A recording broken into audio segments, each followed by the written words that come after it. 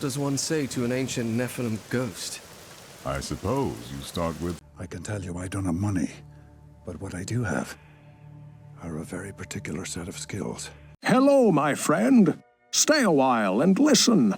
What's going on YouTube? It's Filthy, and we're back with another video. Paragon 911, call the cops. This build is too fast. It is, of course, the Gears of Dreadland GR90 Speed Farm build guide. Now, this wasn't the starting set for the Demon Hunter, but I did start DH pretty much with a view to putting this build together. I'm doing hardcore SSF, so no dying, so it is quite a tanky build. It will blast GR90 pretty fast. I'd say my best time is 52 seconds, and I'd say on the slow end you're probably looking at about 1 minute 20 with the gear where it is at the moment. There's still some room to grow, there's some pieces to improve because, as I say, hardcore SSF, I'm absolutely starving for materials at the moment.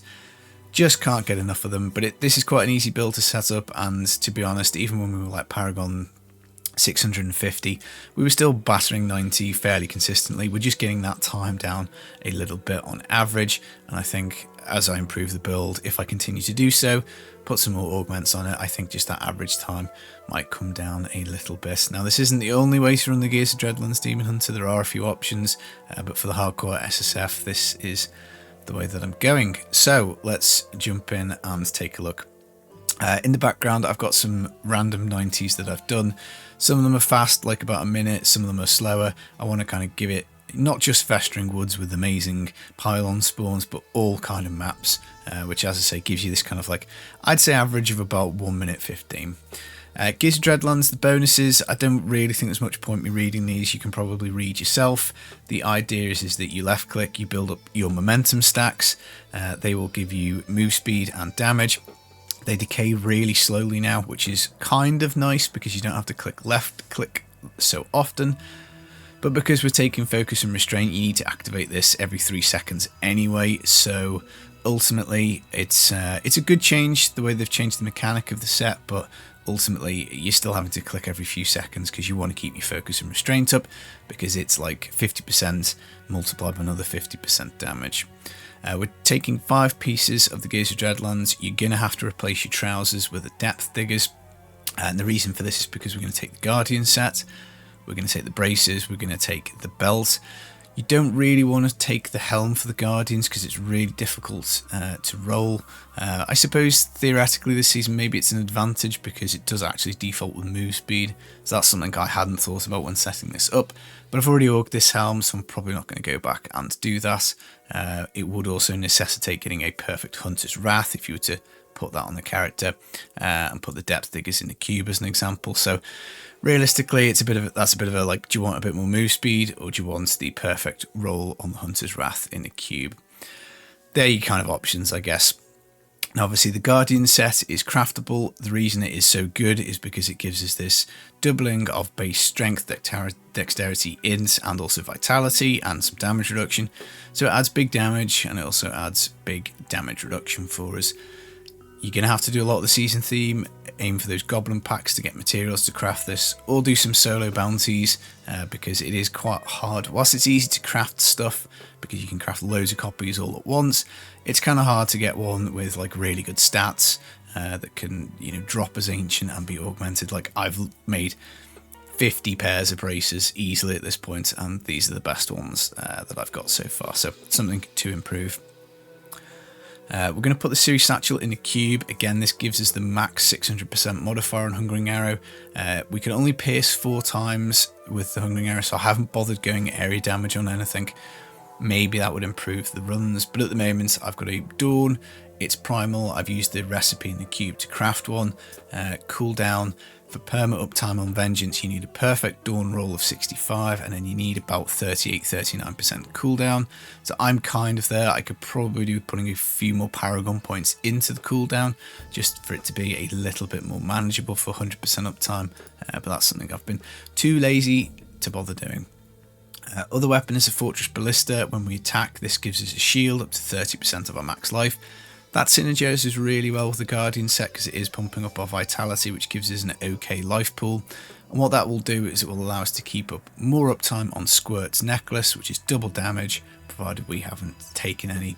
We do get extra damage when we do get hit, when we do lose our shield, but realistically, with the recovery that you've got in the Simplicity Strength, hitting with primary abilities give you 4% of your maximum health. You will heal up really fine, and it's, as I say, it's quite tanky, even though you can take some hits now and then. Legendary gem wise, Taeguk, I've only got rank 91. I need to do some pushing up to maybe like 120, 130, so I can get this gem up a lot. That'll give me a bit more damage, which would be nice. We've also got the Bane of the Trapped. Again, I could get this gem up by like 20, 30 levels for a bit more juice, but it's just a damage increase. The Simplicity Strength, my highest gem, 101, gives us again more damage, so another 20, 30 levels, maybe even 40. My next character is going to be Wizard, so maybe I can get these gems up to like 140, and of course that would make things a little bit easier. Augment wise, I've got 1, 2, 3, 4, 5 on all 125 Echoing Nightmares. This build is fine for Echoing Nightmares up to wave 125 to get the augment. I haven't managed to actually spawn the goblins using this at all. I can't seem to hit quite hard enough to last long enough, and basically the way I play the Echoing Nightmares on hardcore SSF is as soon as my cheat death on the follower activates, that's it, Splitsville, I'm out of there. I'm not pushing it. I don't want to lose a character going for an augment and a bit more mat. So maybe I'll set up Marauder Demon Hunter for that. Maybe if I improve this gear and get the gems higher, we'll have better luck at getting the goblins to spawn. I might just simply go do them on Wizard, because I do think it probably will be a little bit easier, albeit slower, but we'll see. Of course, we take the green gems in the weapon for the more damage. The only stats really we care about are crit chance, crit damage, cold percent damage. I could do some cold percent on my amulet, that would be handy. Crit chance on your helm, you want to get hungering arrow damage on your belt and on your trousers. I could probably do with rolling this up a little bit, but as I say, we're really struggling for materials at the moment, particularly trying to set up all the classes. It is a bit of a struggle. A resource cost reduction roll somewhere is kind of handy, because when you get speed pylon, your hatred will go down quite fast, so some RCR can be okay. Again, you've got to balance that off with cooldown. You probably want to get cooldown on your gloves, cooldown on your weapon. I think I've got it on a ring, which I would probably prefer damage double crit on both of them, but again, easier said than done. And then you just manage your Paragon points up to the 39-40% cooldown reduction. Of course, a Rogue and a Cube to make up all the bonuses, so you will have to go and do some Act 1 bounties, I'm afraid to say. Looking at the skills, it is of course Devouring Arrow, Hungering Arrow, the most damaging, and the Cold Rune. Drifting Shadow Rune on Strafe, just so that we can still move at 100%. The Strafe fires out the Hungering Arrows. We've got Prep. I've gone for Invig because I just want to basically press the button and get the instant discipline. I think possibly playing with Focus Mind is better because you gain the discipline over time, so you can just kind of like numlock it or spam it, and it will slowly be giving you your discipline as you go. I don't like running out of hatred, so I've gone for Bat Companion. This gives us some hatred as we run around. It also is a little bit of a hatred potion. Pop it, you get 50 hatred. Smokescreen Displacement for the move speed. You can use it to avoid some damage, but it's pretty much just here to get around the map really fast. And then Vengeance. Extra damage, 40% damage, so you do want perma uptime from an offensive point of view, but you also want it for the 50% damage reduction for Dark Heart Rune. Seethe is another option for more hatred, but 50% damage reduction to me is far more valuable than 10 hatred per second. Again, if I did fully augment out the character, it's a potential swap if we could easily survive the toughness, but you don't want your squirts dropping because obviously you're losing a 100% modifier on your damage. So if you can keep your squirts up, then of course that is going to be the best. For passives, of course, awareness, because I am hardcore SSF. If you're not doing hardcore SSF, you can swap this out and rely just on your followers' cheat death. But you want Hot Pursuit for move speed, 20% for 4 seconds after you hit an enemy. You want Ambush because you want to really one-shot as many things as possible, 40% more damage to enemies above 75% health. And then Tactical Advantage, we get more move speed whenever we hit the Smokescreen Displacement. So yeah, the build's kind of fast. Maybe, as I say, if we got the Guardian set, we could get a little bit more move speed, because we can actually get past this move speed cap, I think, this season, is my understanding. Could be wrong on that. If I am, let me know. passives wise, other than awareness, Blood Vengeance will give you a bit more access to hatred, so that's quite a nice swap if you're going to take off your cheat death. And then another one, archery, using a bow or hand crossbow, extra 10% crit chance. I think you get it doubled, and if not, it's only 5% crit chance, but it would still work out to be a little bit more damage. For Paragon, everything in move speed. Again, you could put some in hatred, but I just kind of want to keep the build as fast as possible. I've got nothing in main stat, nothing in vitality. For the offense, I've done my crit chance and crit damage to get a 10 to 1, 10 times the amount of crit damage on my sheet to crit chance. For defense, I did initially pump it all into life, all resist, but I decided to swap it to life. All you need to do for this is just look at your character's toughness, and if you really want to fiddle about with these, you can move them around to make sure that your toughness figure on your sheet goes as high as possible.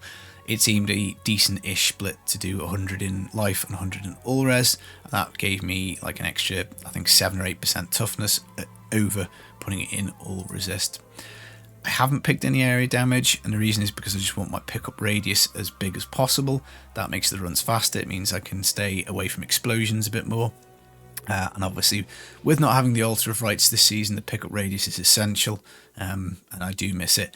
Resource cost reduction would be another good shout here. It's a shame that we kind of have to choose between these, because realistically, that's a very desirable stat. Pickup radius is a very desirable stat, and area damage is kind of okay, so a little bit of a bummer, but that is what it is. So that is the build guide. It is very fast. It is probably one of the S tier speed farming builds in the game. The reason I say that is because we only want to be doing GR90 now. There's no point going past 90. I mean, Paragon, we can get more than 800. We can't apply any points past that to our character. So other than having a really big Paragon number, the only advantage I can see from going higher is getting slightly more legendary items, because whilst past 90 you still do get the same number of actual items drop, the quality is slightly improved as you go higher because you get less yellow, blue and white items. But again, if you're starving for mats like I am, it's not necessarily the worst thing in the world to just do 90 and get the odd kind of blue, yellow or white item as you go. So that's kind of one of the things. The other reason to go higher is to up your gems, but honestly I think augment strategy wise you're probably much better off doing 90 as fast as you can, because that will give you your echoing nightmare keys faster. That will allow you to do run more echoing nightmares, and those 125 augments, it takes ages to get a gem from level 0 up to a 125, and ultimately I think realistically that's going to be your main source of augments.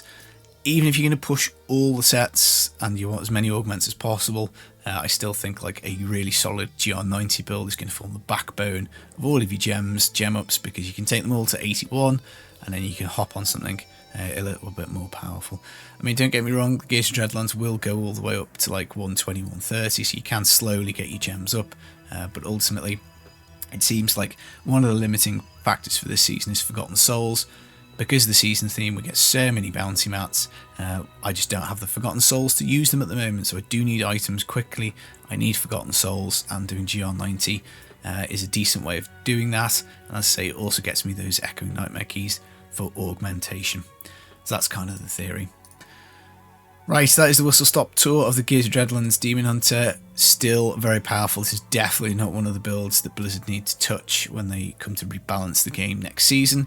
And let's hope that we do get some other options in the game in general. This is definitely one of the best ones. Multi-shot Demon Hunter might be faster on good maps. It might be faster fully decked out. I think a basic Gears of Dreadlands probably beats a basic UE Demon Hunter, and maybe I will come back and look at multi-shot a little bit later, but for the moment I'm going to try and push up as high as I can with this particular set, and then I'm going to take a break from the DH and go play Wizard a little bit. I've been the Filthy Casual. Hope you enjoyed the video. Take it easy guys. Peace.